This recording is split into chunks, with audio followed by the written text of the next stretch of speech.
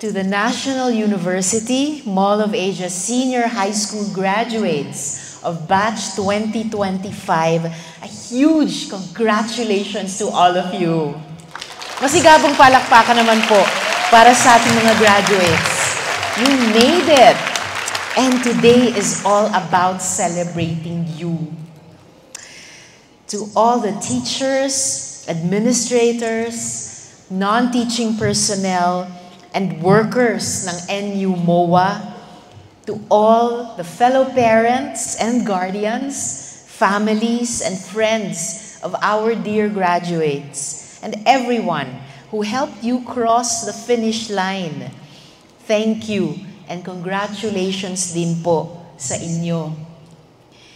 Allow me to greet in person the President, CEO of the National University, Dr. Renato Carlos Ermita Jr., Group Academic Officer, Dr. Rosauro Manuel, Executive Director, Ms. Dolly Rose Manalang, Academic Director, Dr. Annalie De Lemos, Academic Services Director, Mr. Gabriel Cabardo, Senior High School Principal, Mr. Telesforo Acopiado Jr., and all our NU MOA leaders. This moment is yours too, because we all know our students would not be here without your love, guidance, and support, lalo na sa mga panahong hindi naging madali. I guess that's what makes this batch extra special. This department started in 2020, a pandemic year.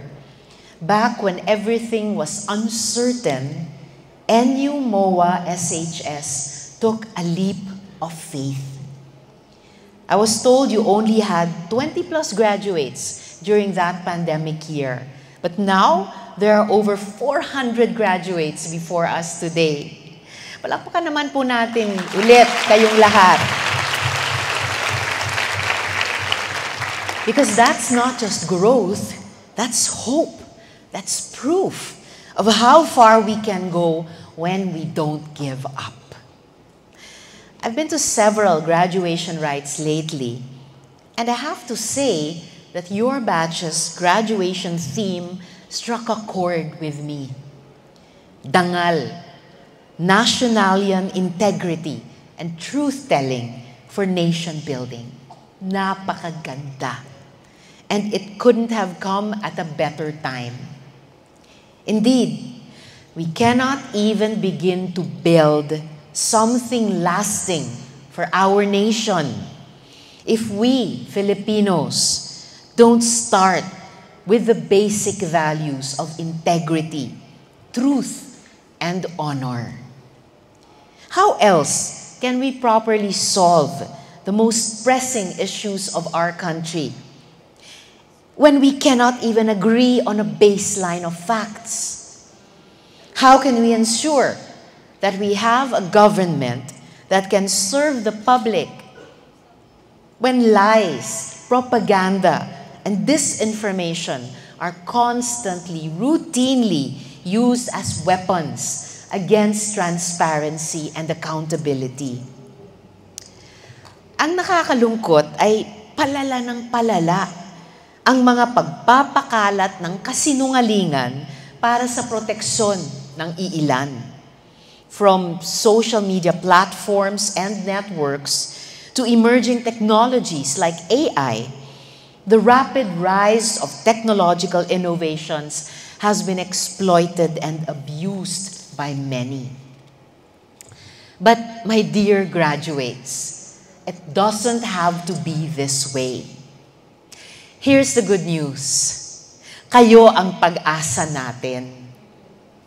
Kayo ang native speakers ng digital age. Kayong mga kabataan who know how to fact-check, who know how to call things out, who understand the language of the internet. Kayo ang talagang inaasahan na makatulong sa paglaban sa mga kasinungalingan. You, young people, are our biggest, most powerful antidotes to the barrage of lies that they force us to accept as truth.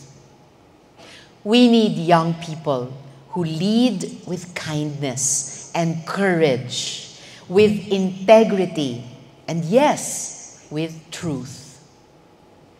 Just recently, my office has been attacked and harassed by a former witness against accused child abuser and human trafficker Apollo Quiboloy, who went on video to claim that we bribed him to testify against the Kingdom of Jesus Christ leader. Talagang malaking kasinungalingan po ito. Talagang nakakainsulto sa higit 100 testigo na naglakas ng loob para isiwalat ang pang-aabuso at pananakit ni Quiboloy. We have now addressed his claims point by point, and after this ceremony, I will actually be on my way to the National Bureau of Investigation to file complaints. But his lie, and all those who may have coerced him to tell his lies, has already penetrated a gamut of fake news networks that have started resharing, circulating, and reproducing this disinformation. Maraming inosenteng mga tao na maaaring maniwala sa mga ganitong kasinungalingan dahil lang mas malaki, mas malawak, at mas madami ang makinarya nila, lalo na sa social media. Thankfully, we also have truth warriors, people in our networks, mostly young people like you, who have taken the time to make materials and content to push out the truth. You are part of a growing movement that refuses to let lies win. Kaya maraming salamat sa inyo. At least online, it sometimes seems as though the truth is in such short supply. This is what is both frightening and infuriating. Frightening because it's terrifying to imagine a Philippines whose citizens cannot tell wrong information from the right one. And infuriating because there are powerful forces with resources and platforms who want it this way. Ngunit, gamit ang inyong angking katalinuhan, gamit ang inyong edukasyon, there is no question that you have an essential role to play in ensuring that our country doesn't get into the hands of those who want to shape it with lies. While the critical thinking skills that you learn in school are a strong foundation to fight off any form of disinformation, lies, or propaganda, it is also just as important to uphold and hold on to the basic values of integrity, honesty, and honor. Minsan, kahit harap-harapan na ang katotohanan, kung hindi ito binibigyan ng halaga, mas tumitibay lang ang kasinungalingan. That is the real danger. That's why your idealism matters. Your values matter. Your principles matter.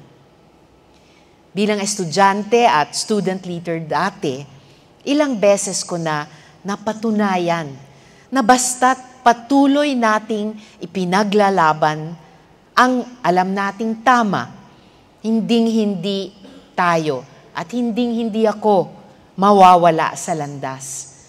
Kahit ano pa ang ibato nila, hindi ako natitinag dahil inaalam ko rin ang totoo. Inaalam ko ang tama at kilala ko ang sarili ko. My dear graduates, as you enter the next chapter of your lives. I hope that you find and harness the values and principles that matter. Not just to you, not just to your families, but to your communities and to our beloved Inang Bayan. Bata pa kayo. Napakarami pang pwedeng mangyari sa mga buhay ninyo. Some of your future experiences may challenge what you know of the world. Some may even totally change how you see our world. But I hope that no matter what you experience, you always return to your core. Return to truth, to integrity, to honor. Huwag na huwag kayong bibitaw sa tama at totoo. As long as you stick to your principles, you will never lose your way. Muli, congratulations. National University, MOA, SHS graduates. Mabuhay kayo. Mabuhay ang kabataang Pilipino.